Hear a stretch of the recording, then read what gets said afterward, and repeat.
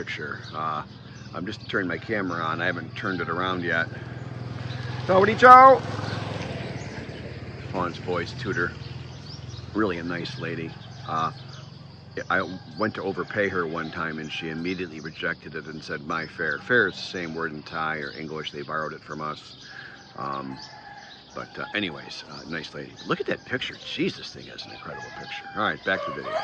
Unfortunately for you, this is what you get to look at. I had like, universally people are saying that I look like I've lost weight and I look better since I came back from the States. That's weird, because I put on I put a kilogram on over there and I immediately put one on as soon as I landed, so I'm assuming that's water retention or something. On to the point. By request, and I've had this request several times over a long period of time. I've had a few requests on this subject, and I just haven't done it.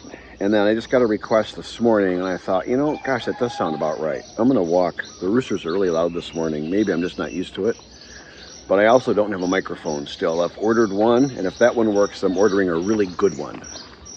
So I'll get you guys some actual sound quality. How about that? Here's the old street right in front of my place. I used to walk down this a lot. I don't walk as much anymore. I've just limited my walking, but you know, it's long-term viewers know about my back problems, but you know, whatever. But hang on, I'm just getting to a little quieter spot, walking carefully here. Okay. So the subject is lying. You know, what's the lying like here? Like people do. Hey, speaking of people that don't lie, there's Coon Paw. There's part of the lesson right there. You find people like him, you really don't need to worry about what a lie is. You could probably forget they exist, I suppose. Coon Paw, good morning. Coon Paw, Tamalai. Oh, Tom Kwam Saat Mai? Oh, he's cleaning some stuff up. He just works all day. Okay, Dima. We share a sense of humor. I think he's just really polite and he laughs at all my dumb Thai jokes. But anyways. No, like, you know, so, I mean, I think I've avoided this because it's kind of a tough subject. So, every person and every people kind of has two sides to them, right? That's human beings, right? So,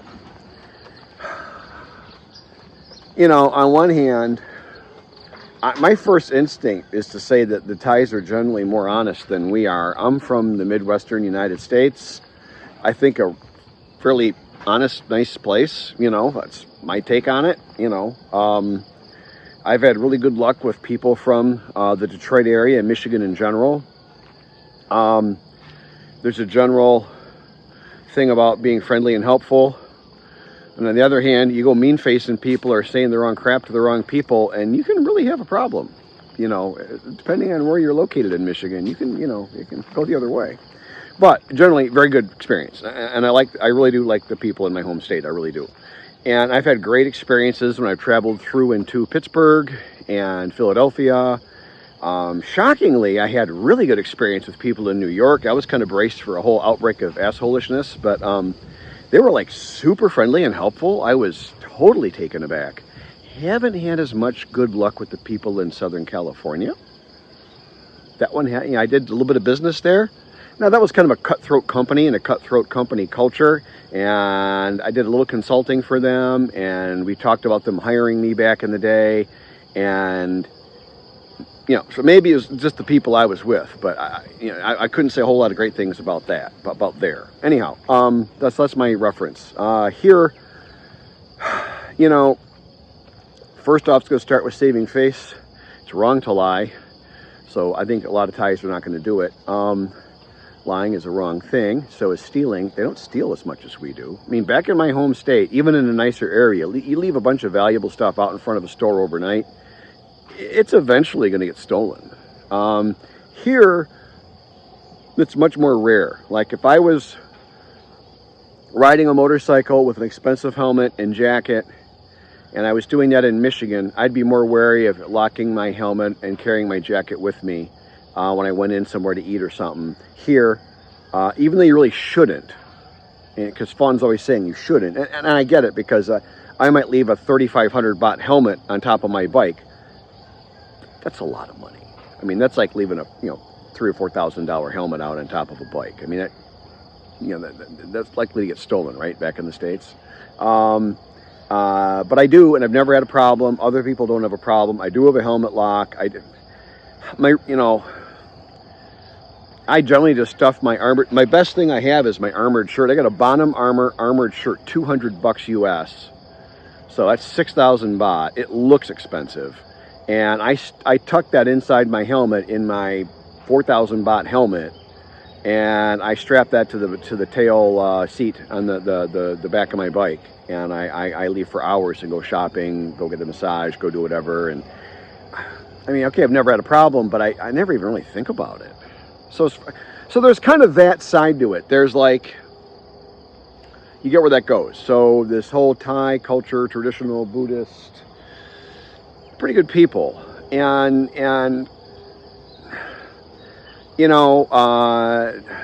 like the people I know through Fawn, they will really tell you straight. And generally, if you ask, like we're in back home, you might expect a white lie. How old do I look? Do I look good in this? The Thais will tend to put dron. They will kind of say, no, that shirt doesn't look that good. Makes you look kind of fat. You should probably get a different shirt. And I love that. Not for everybody, but I love it. So there's that side of it. I would say there's an increased honesty now, and you certainly have at least a 99% reduction in violence here. I mean, it's crazy how nonviolent this whole culture is.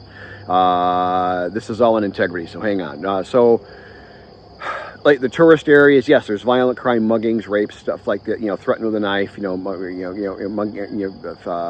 at gunpoint, knife point, stuff like that. I wonder how much of that isn't foreigners, like these German biker gangs and these other foreign gangs and stuff. I wouldn't be surprised. I have no way of knowing this, but as to my perspective, I would not be surprised to learn that even of the rare violent crime, which is only in the tourist areas, that probably at least half of that's caused by the foreign minority that's 1% of the population here. That they're, that they're doing as much violence as the other 71 million Thais. It's like that. Now, onto the lying. There's your background. Fronting is a lie. Pretending you're something you're not is a lie. And you'll get women fronting a lot because they want a guy. Now, the Thai women are practical. This has been well established on my channel. I think that's pretty irrefutably true. They're just a very pragmatic people.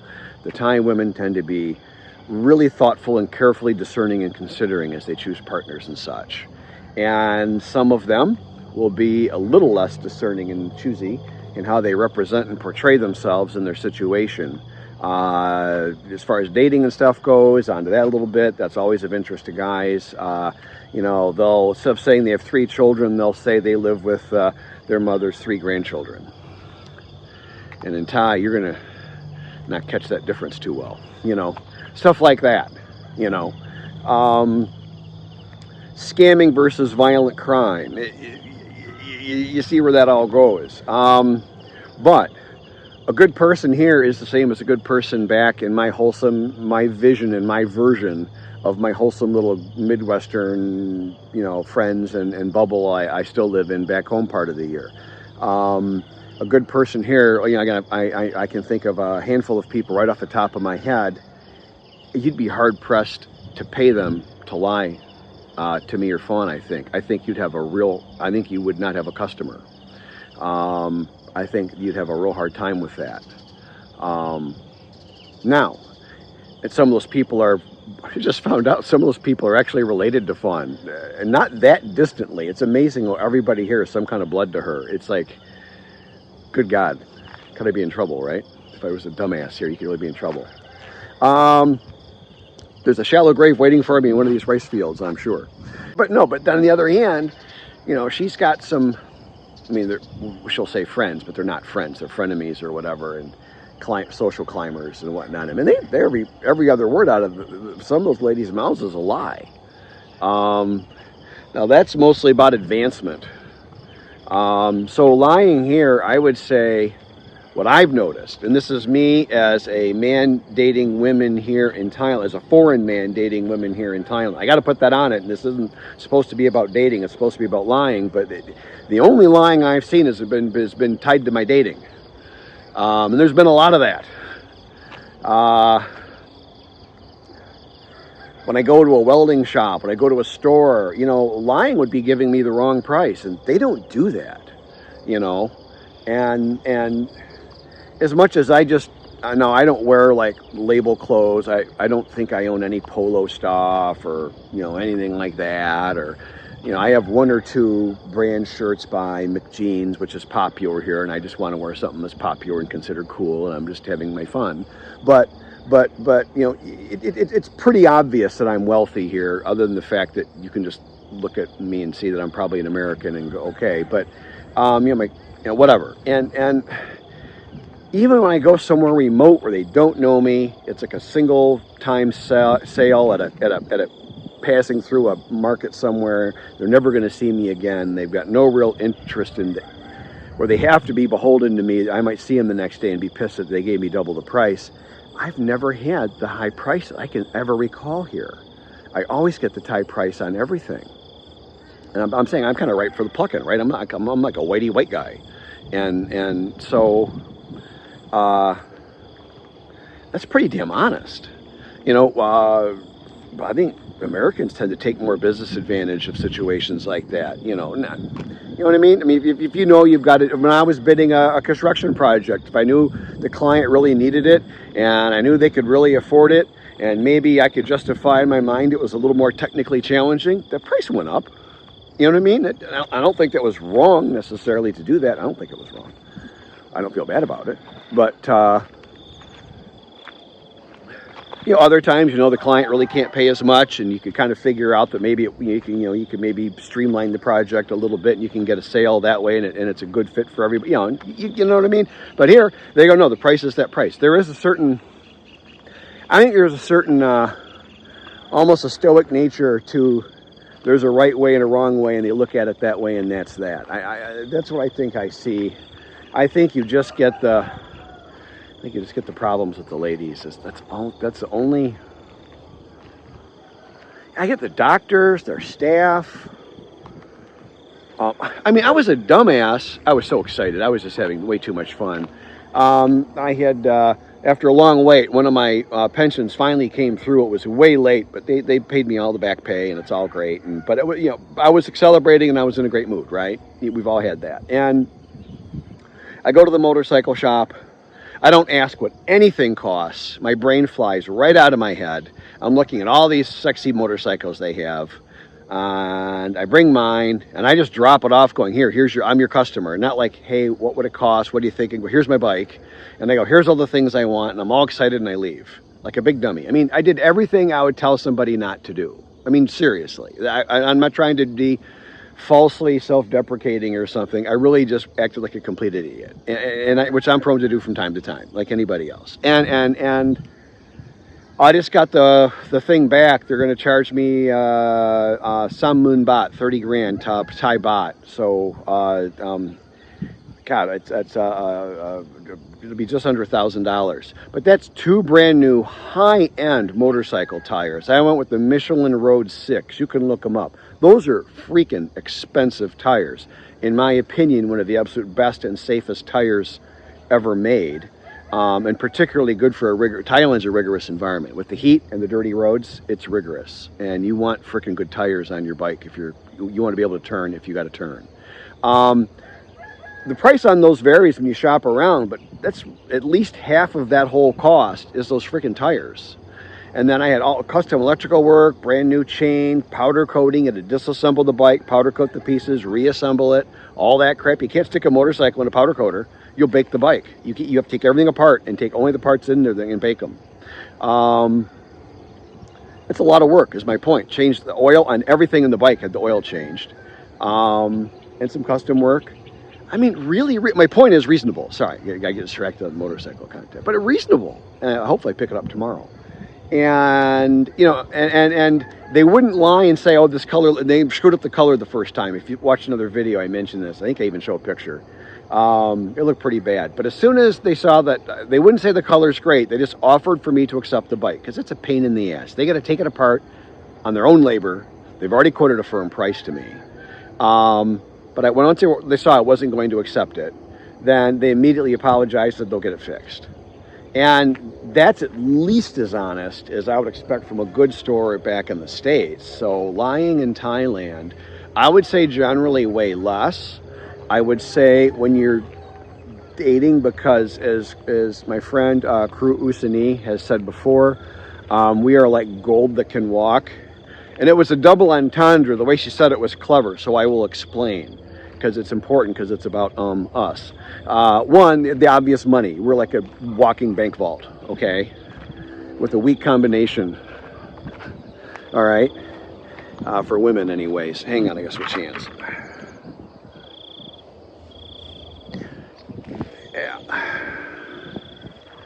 Yeah. And the other way is that we're just so rare. We're rare like gold. Gold is rare, and it is known that we are way more likely to accept children by another man than a Thai man, because let me think, a Thai man will not. So a number higher than zero. We represent a number higher than zero of likelihood of acceptance of another man's children. And I'm not saying there never has been in the history of the entire country, never a guy that accepted another guy's children. I'm sure there's been some awesome JID guys that adopted them and raised them as their own. I'm just saying you'd be better off buying a lottery ticket. Anyway, so it's just a cultural thing. There's an adversarial look from one man's children to another. It's seen as competition here. So that's just, and we're kind of like that back home too, if you think about it. I mean, a lot of guys aren't going to raise another guy's children. It's a pretty nice guy that is willing to do that, right? So I'm not, breaking any new ground there. Yeah, I mean, that would be my thoughts on lying. I think they're really an honest people. Your general risks are really low, doing business and things like that. The loans are incredibly dishonest. I will tell you that. Those are typically made by foreigners from India. There's some kind of Indian, there must be a loan school over there somewhere. They'll come over here, and it's like a stereotype, but it's true. And they do these loans. And they mostly prey on the Thais, but they prey on careless foreigners as well. And that is some portion of the quote-unquote suicides and deaths of foreigners here, is they didn't pay their loan. To give you a little insight into the integrity of the people giving those loans.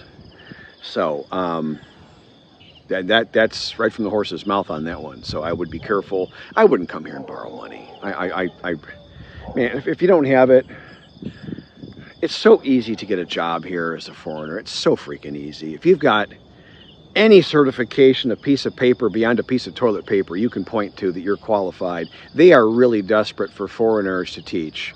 And remember how you look and how it looks of how you look, the whole thing there, everything how it looks about you being so important. You show up somewhere looking good and your hair combed and shaved and some nice clothes on, you're polite, you'll get a job.